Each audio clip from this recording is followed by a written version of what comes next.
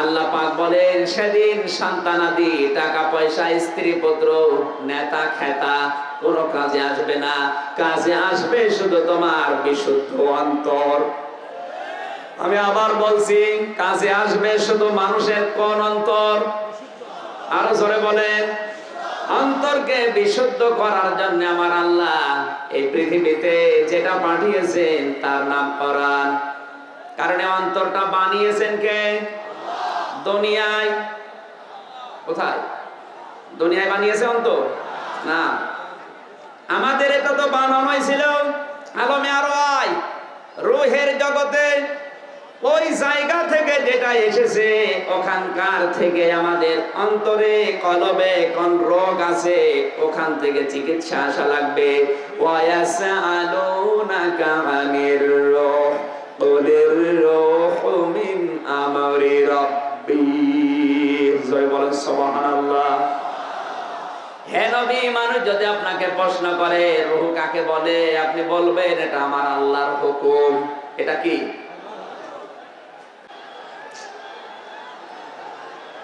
আল্লাহ পাক বলেন ইন্না ফি যালিকা লাযিকরা লিমান কানা লাহু কলবুন আও আলকাস সামআ ওয়া হুয়া শাহীদ।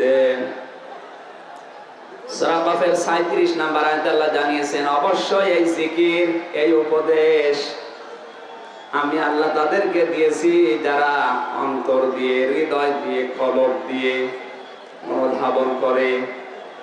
আপনার কথাগুলো এই কান দিয়ে শুনলে হবে না, এখন শুনতে হবে কলব দিয়ে। কি দিয়ে? অন্তরের কান দিয়ে। আওয়াল বাসসামা, একনিষ্ঠ ভাবে নিবিষ্ট হয়ে সব দিকের খেয়াল বাদ দিয়ে, এমনকি কথাবার্তার আলোচনা বন্ধ করে, অহুয়া শাহিদ এবং উপস্থিত হয়ে। এই আয়াতে তিনটি কথা আল্লাহ আমাদেরকে দিয়েছেন। এক নম্বরে মন দিয়ে শোনা লাগবে, দুই নম্বরে নিস্তব্ধ হয়ে শোনা লাগবে, তিন নম্বরে উপস্থিত হয়ে। আমার ভাইরা, এই আয়াতের তিনটা বিষয় আমরা আল্লাহর পক্ষ থেকে ঘোষণা পেয়েছি। এক নম্বরে আমাদের কলব দিয়ে শোনা লাগবে। কি দিয়ে? সবাই বলে কলব। কফ লাম বা। কলবুন শব্দের শাব্দিক অর্থ আমরা যেটা বাংলায় বলে জানি হৃদয়, মন, মেরু, বিভিন্ন জিনিস আমরা বুঝি। এই বিষয়টা ক্লিয়ার না হওয়ার কারণে বাংলাদেশে হাজারো মানুষ এই কলবের নাম নিয়ে ব্যবসা করে খাচ্ছে। বিশেষ করে পীরের নামে যারা ভণ্ডামি করে তারা। আপনাকে আমি দলিল দিয়ে বলছি, কলবুন শব্দটা কোরআনে কারিমে আল্লাহ দিয়েছেন, নবীজি হাদিসে দিয়েছেন, এবং বিজ্ঞান এই দুইটার শব্দ নিয়ে এখন গবেষণা চালিয়ে অবস্থান পর্যন্ত ক্লিয়ার করে দিয়েছে। ১৫০০ বছর আগে হয়তো কম্পিউটার ছিল না, ছিল ইন্টারনেট, গবেষণাগার ছিল। এখন কোরআনের এই শব্দগুলো নিয়ে প্রত্যেকেই যারা একটু চিন্তাশীল মানুষ গবেষণা চালিয়ে দেখছে, অনেকেই ভ্রান্ত ধারণা ছড়িয়েছে। মানুষের মন যেন একটু দুনিয়ার সব জায়গা থেকে ফিরে এসে আল্লাহর দিকে নিবিষ্ট হয়। এই জন্য হয়তো ওই সমস্ত আল্লাহর বুজুর্গ বান্দাগুলো চেষ্টা চালিয়েছিলেন জিকিরের নাম দিয়ে কলব পরিষ্কারের যে বিষয়টা।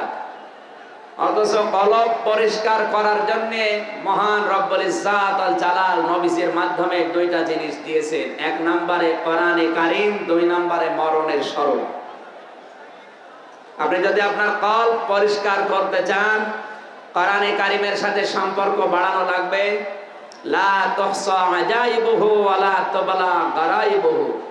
আল্লাহ তাআলা বলেন এমন ভাবে কোরআনে কারীম আমি দুনিয়ায় নাযিল করেছি, কোনদিন এ কোরআন পুরাতন হবে না। জোরে বলেন সুবহানাল্লাহ। দুই নম্বরে কোরআনে কারীম কোনদিন মানুষের কাছে এর আশ্চর্যকারিতা শেষ হবে না। দিন যত যাবে এর আশ্চর্যকারিতা তত বাড়তে থাকবে। সানুরিহিম আয়াতিনা ফিল আফাকি ওয়া ফি আনফুসিহিম হাত্তা ইয়াতাবাজ্জানা লাহুমুল হক। সূরা হামিম সেজদাতে আল্লাহ জানিয়েছেন অতি শীঘ্রই মানুষের শরীরে এবং দিগন্তে যেগুলো ছড়িয়ে আছে সভ্যতার বিকাশ যত হবে আমি আল্লাহ এগুলো কোরআন থেকে মানুষকে জানাবো।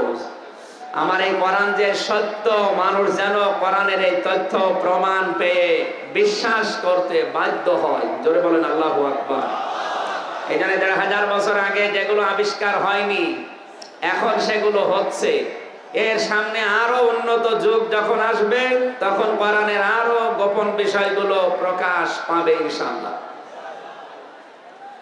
তাই বলে যারা ১২০০ বছর ১৩০০ বছর আগে তাফসীর লিখেছিলেন তারা ভুল লিখেছেন, বিষয়টা এমন না। তাদের জামানা হিসাবে ওটা ঠিক ছিল, আপনি ওইগুলো এখন রেফারেন্স হিসাবে পড়তে পারেন। কিন্তু এখন কোরআনে কারীম সভ্যতার বিকাশ হচ্ছে, যুগের গানের আলোকে বাস্তবতার নিরিখে বুঝতে হলে আপনাকে কোরআন অবশ্যই বাস্তবের সাথে মিলিয়ে গবেষণা করা লাগবে। কথা বলেন।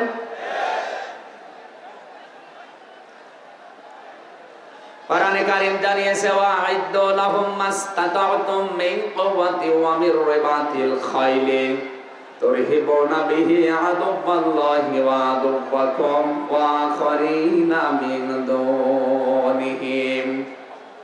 সূরা আনফালের ৬০ নম্বর আয়াতে আল্লাহ জানিয়েছেন, হে নবী, এই পৃথিবীতে কাফের বেঈমানেরা ইসলাম ধ্বংস করার জন্য যেগুলো হাতে নিয়েছে আপনি আপনার উম্মতদেরকে সাথে নিয়ে ওইগুলো উল্টিয়ে ইসলামের পক্ষে কাজে লাগান।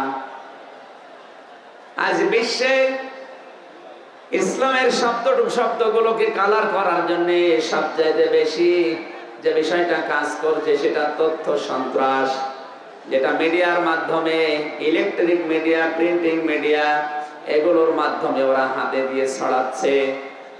সুতরাং আজ আমরা ইসলামকে যদি উদ্ভাসিত করতে হয়, উপরে তুলতে হয়, বিজয় করতে হয়, অবশ্যই আমাদেরকে মিডিয়াগুলো হাতে নেওয়া লাগবে। কিন্তু এখন বাস্তবের দিকে তাকালে যেটা মনে হচ্ছে, কিছু নামধারী আলেম এমন এমন ফতোয়া দিচ্ছে মিডিয়ার ব্যাপারে, টিকে থাকাই মুশকিল। আমার ভাইরা, ১২০০ বছর ১৩০০ বছর আগের লেখা তাফসীর আপনাকে পড়তে আমি নিষেধ করি না, পড়েন, ওটা রেফারেন্স হিসাবে রাখবেন। বাস্তবে এখন কোরআন বোঝার জন্য আধুনিক তাফসীর দরকার। যুগের জ্ঞানের আলোকে বিজ্ঞানের সাথে মিলিয়ে যেগুলো বানানো হচ্ছে, লেখা হচ্ছে, এগুলোকে আপনি একটু সামনে রাখেন। পৃথিবীর অনেক কিছু আপনার এই মেধার ভেতরে আসবে ইনশাআল্লাহ। আমি বলতে চাই, এখানে পৃথিবীর দিক দিগন্তে যেগুলো ছড়িয়ে আছে, ১২০০ বছর আগে যে সমস্ত মানুষেরা কোরআনের কথাগুলো ছড়িয়েছে কলম দিয়ে, তারা হয়তো কম্পিউটার বিজ্ঞান এভাবে না পাওয়ার কারণে তাদের মন মতো করে ছড়িয়েছে। কলম মানুষের বুকের ২ আঙ্গুল নিচে অবস্থান করে, একথা আমরা জানতাম। আল্লাহ পাক সূরা হজের ৪৬ নম্বর আয়াতের শেষে যে তথ্যটা দিয়েছেন, এটা বিজ্ঞান ছাড়া বোঝানো সম্ভব না। ফাইন্নাহা লা তা'মাল আবসার ওয়ালাকিন তা'মাল কুলুবুল্লাতী ফিস সুদূর। জোরে বলেন আল্লাহু আকবার। আল্লাহ পাক বলেন, প্রকৃতপক্ষে তাদের চোখ অন্ধ হয়নি, বরং তাদের কলব বন্ধ হয়ে গেছে। যেটা আছে সেন্ট্রাল নার্ভাস সিস্টেম, তার মানে ব্রেনের অগ্রভাগে। আর আমরা সবাই জানি এখানে ব্রেন বুকে থাকে না, থাকে মাথায়। কোথায়? আরো জোরে বলা লাগবে। এই তথ্যটা নবীজি ১৫০০ বছর আগে দিয়েছিলেন, কিন্তু সভ্যতার বিকাশ না হওয়ার কারণে হয়তো অনেকে গবেষণা করে পারে নাই। এখন বিজ্ঞান এই তথ্যগুলো কম্পিউটারের ভেতরে দিয়ে দেখতেছে যে নবীজির কথা বাস্তবের সাথে কত মিলে গেছে। আলা ইন্না ফিল জাসাদি মাদগাতুন ইদা সালুহাত সালুহাল জাসাদু ওয়া ইদা ফাসাদাত ফাসাদাল জাসাদু আলা ওয়াহিয়াল কলব। আল্লাহর নবী বলেন, অবশ্যই মানুষের এই ৩.৫ হাত বডির ভেতরে একটা গোশতের টুকরা আছে। এটা যখন ভালো হয়ে যায় পুরা মানুষটা ভালো হয়ে যায়, আর এইটা যখন খারাপ হয়ে যায় এ পুরা মানুষটাই খারাপ হয়ে যায়। আলা জেনে রাখো ওয়াহিয়াল কলব, ওই গোস্তের টুকরার নাম হচ্ছে কলব। নাম কি? আরো জোরে বলেন। এবার আপনার শব্দের দিকে খেয়াল করেন। আলা অবশ্যই, ইন্না নিশ্চয়, ফিল জাসাদি শরীরের ভেতরে, মুদগাতুন একটা গোস্তের টুকরা আছে। বিজ্ঞান এই মুদগা শব্দ নিয়ে কম্পিউটারের ভেতরে দিয়ে দেখেছে তিনটা বিষয় কম্পিউটার চাচ্ছে। মুদগা হওয়ার জন্য শর্ত দিয়েছে বিজ্ঞান তিনটা। এক নম্বরে ওর ভেতরে কোনো আঁশ থাকতে পারবে না। দুই নম্বরে ওখানে রক্ত এবং চর্বি থাকবে। তিন নম্বরে রাবারের উপরে কামড় দিলে যেমন দাগ বসে যায়, দোড়া কাটা ভাব হয়, ওই রকম চিহ্ন দেখা যাবে।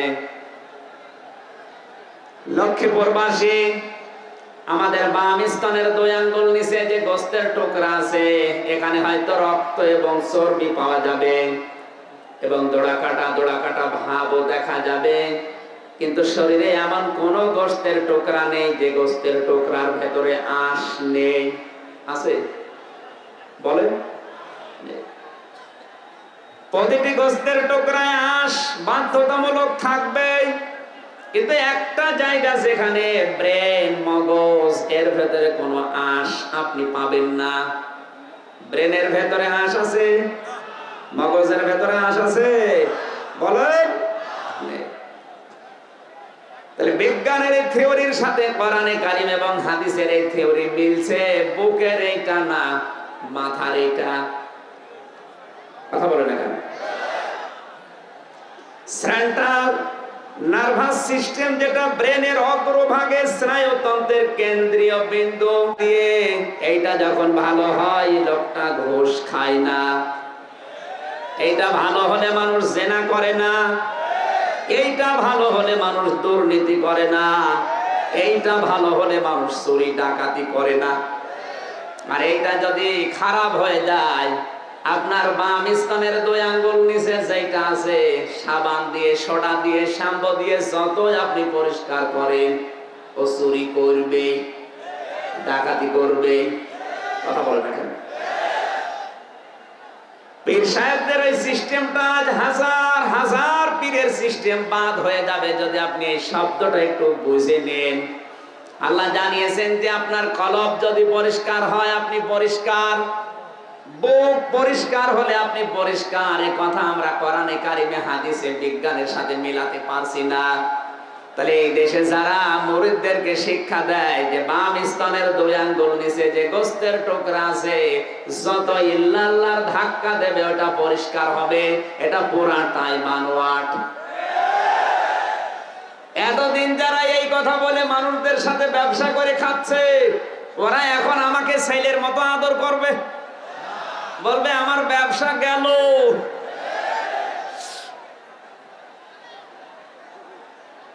এইটা যদি আপনি এখানে না থাকে, এতে ধাক্কা দিয়ে করবেন কি, ও মুখ ব্যথা হবে। আপনার পরিষ্কার করা দরকার এইটা না, এইটা। আরো জোরে। আর এইটা সবচেয়ে বেশি পরিষ্কার হয় মরণের স্মরণে আর কোরআনে কারিমের তেলাওয়াতে।